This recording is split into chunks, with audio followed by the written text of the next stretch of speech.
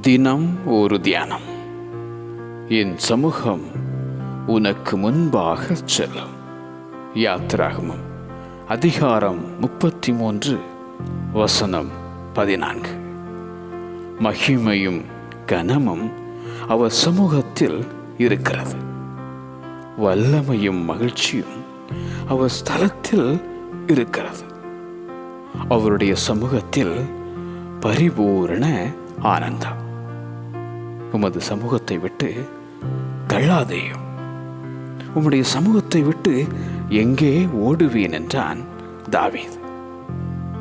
கர்த்தருடைய சமூகத்தை நித்தமும் தேடுங்கள். அவருடைய சமூகத்தை நோக்கி கெஞ்சுங்கள். தமக்கு பயந்தவர்களை தமது சமூகத்தின் மறைவிலே மறைத்து காப்பாற்றும் கர்த்தர் அவர். உனக்கு முன்னே போய் கோணலானவைகளை செவ்வையாக்கும் அவருடைய சமூகம்.